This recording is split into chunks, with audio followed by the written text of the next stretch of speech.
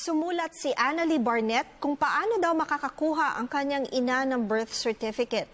Ayon sa kanya, nais niyang makakuha ng passport ang kanyang ina upang maisama naman daw niya sa biyahe niya abroad. Subalit napag-alaman nila mula sa NSO na wala daw palang record of birth ang kanyang ina sa NSO. Ipinanganak daw ang kanyang ina noong 1940 sa Masbate Province. Annalie, ihanda ninyo ang mga sumusunod na dokumento para sa NSO sa late registration of birth ng iyong ina. Una, accomplished certificate of live birth na may 4 na kopya at may orihinal na pirma. Ikalawa, likod ng certificate of live birth o affidavit for delayed registration of birth ay dapat na notaryado.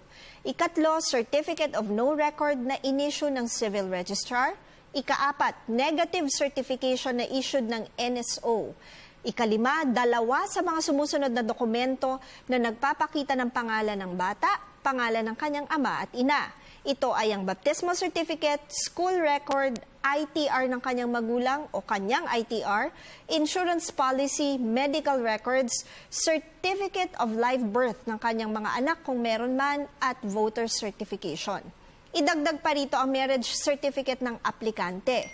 Kung illegitimate ng ipinanganak, isang affidavit na nagsasaad sa kinaroroonan o circumstances ng ina ng aplikante at affidavit ng 2 disinterested persons na nagpapatunay sa kapanganakan ng taong nasabi. Tandaan ang aming opinyon ay limitado lamang sa mga impormasyong inyong ibinigay sa amin at maaari itong mag-iba depende pa sa karagdagang detalye. Malaya po kayong makakakonsulta sa inyong napiling abogado. Patuloy po kayong mag-email sa PTV4 o newscenterptv4@gmail.com. Attorney JJ Jimeno Atienza, ang inyong bisig ng batas.